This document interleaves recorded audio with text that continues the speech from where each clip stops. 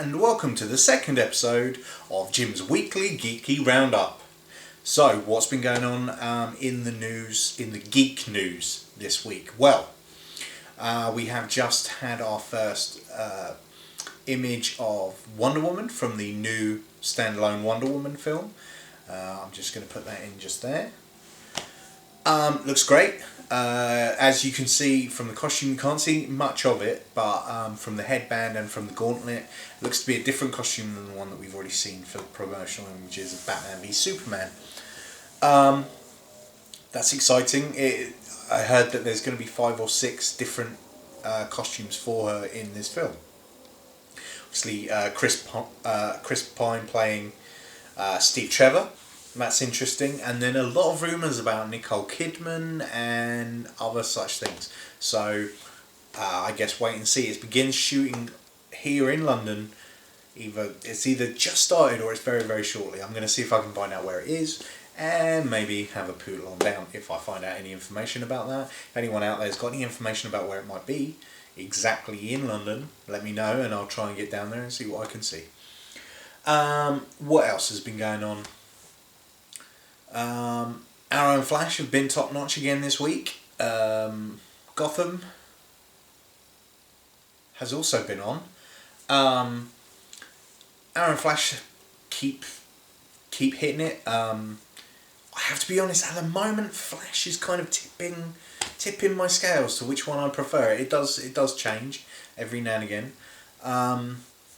But I do have an Arrow tattoo, so I think I probably need to go and get a Flash tattoo, because I do have a Superman tattoo and a Nightwing tattoo, so I think, it's probably best if... That was my phone.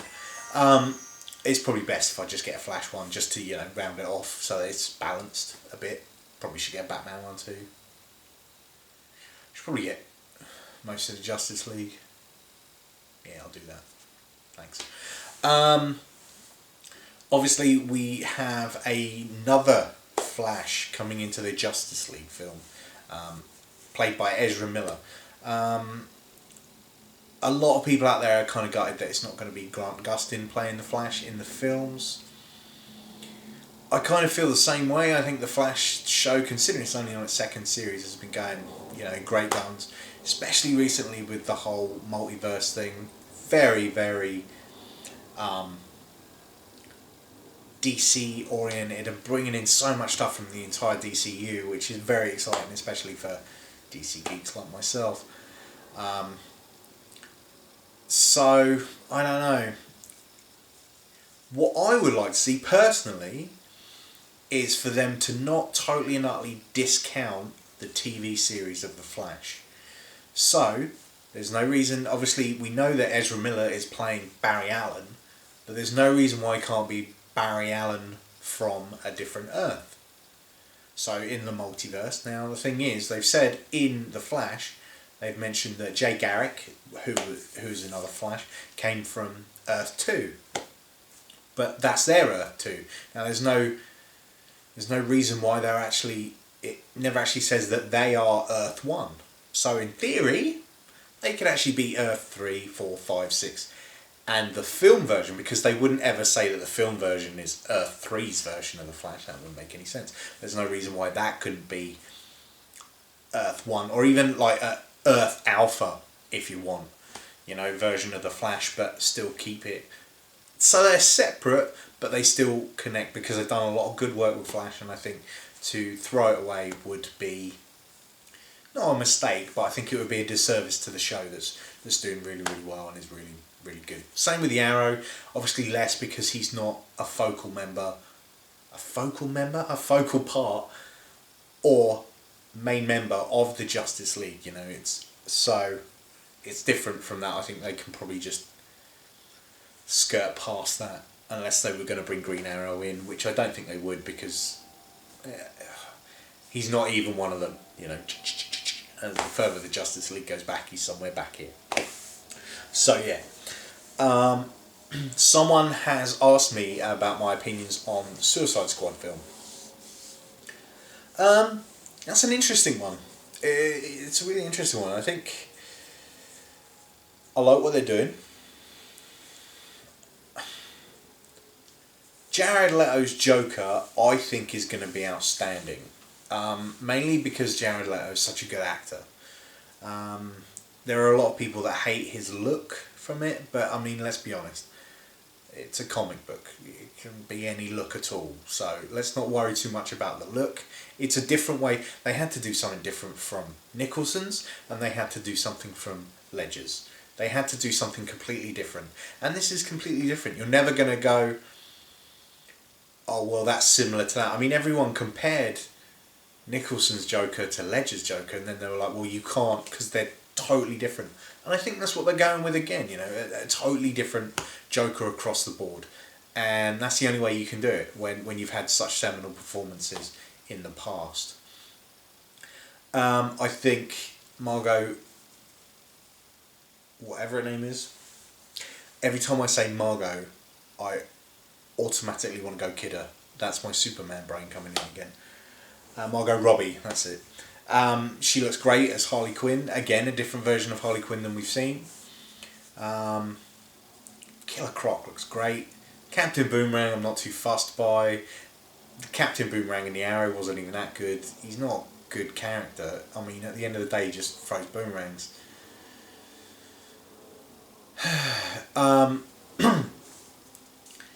Deadshot. Deadshot's an interesting one. I like Deadshot as a character, I really do. Will Smith?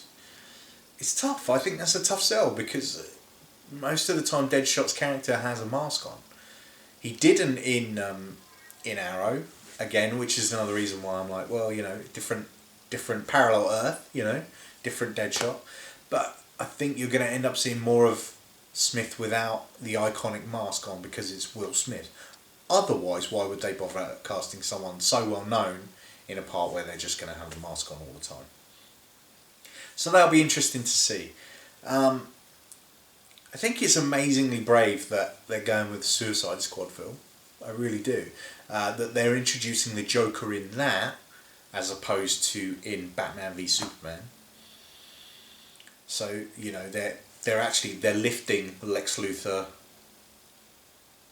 up, I think, above the Joker at the moment, because it's just like, we know that Lex Luthor's going to be one of the big bads in Batman v Superman. We don't know everything though. We don't know who else he's going to be with. But to take Lex Luthor over the Joker, I think is quite an interesting move. And I think having the Joker in a film. Now, if you look at the film, he's not in the main lineup of the Suicide Squad. You look at that Suicide Squad picture, he's not there. Harley Quinn is. Katana is. Rick Flag is. But Joker's not there. Why is he not there? Is it because he's there? I don't know. He's what they're going after? Is he helping them? Don't know yet. Everything I've seen so far looks good. I mean, the squad as a total, I mean, whoever thought they'd do a Suicide Squad film?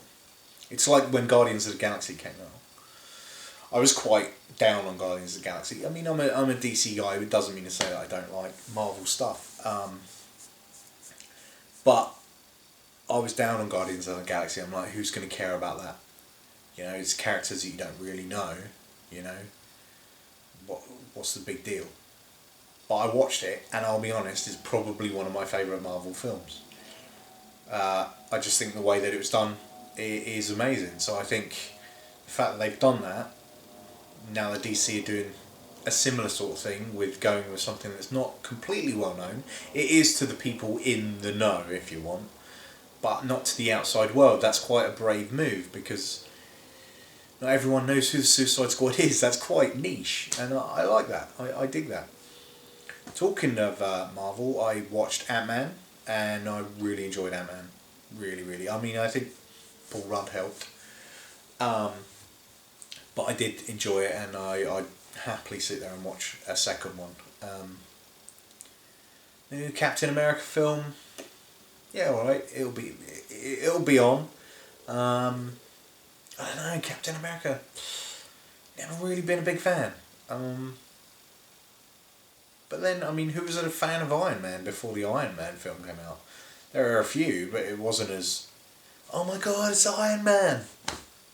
Until it was like Robert Downey Jr.'s Iron Man and he made the role his own, and then all of a sudden it's Iron Man. No one cared before that. And that's the point, you know, they're taking characters that people didn't necessarily know about and pushing them into the mainstream. I mean, Iron Man, Captain America, Thor maybe, weren't, you know, they're not Marvel's biggest, you know, they're not Spider-Man and they're not the X-Men, but they did really, really well, I mean, amazingly well with them, don't be, you know, let's not be silly. But Captain America as a character I never really enjoyed. I liked the second film, Winter Soldier. I liked the introduction of Falcon. It was good. It was good. Don't like the look of the newest X-Men film that's coming out. I don't know. I liked all the others, I really have, but the costume designs in that one are a little bit Power Rangers. And normally it's not a bad thing, I'll be honest. But in an X-Men film, yeah. After we've had the pour outing of Vinnie Jones as Juggernaut, which is an amazing character in the Marvel Universe, and they just ruined it, I think the costume choices leave a lot to be desired. But anyway, what else has been happening? Oh, Doctor Who. I mean, you know, it's not a geeky roundup without a bit of Doctor Who.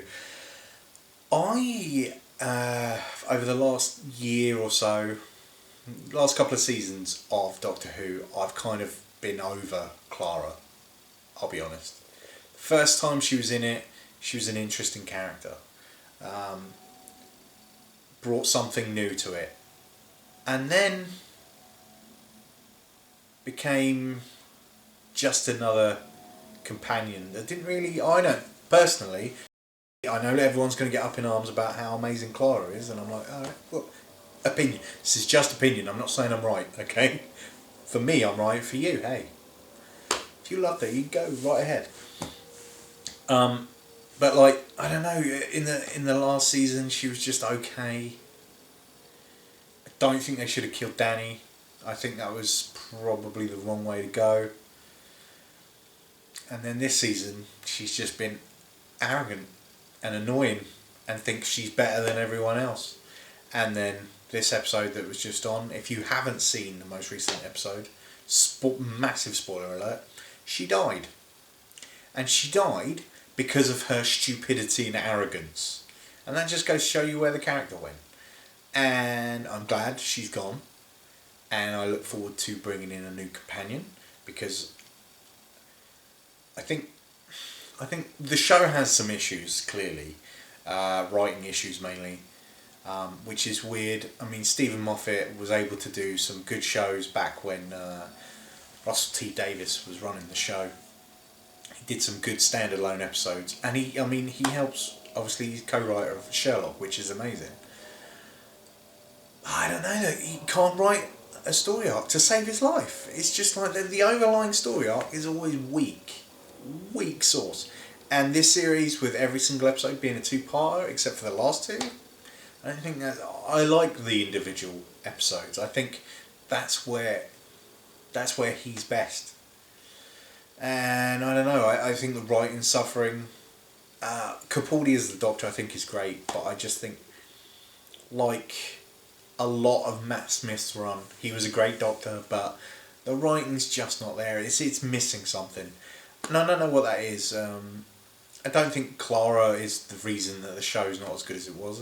For me, I was like, right, okay, real talk here, right? I cry at everything, yeah? Like sometimes even adverts, and I'm just like, I'm alright, yeah.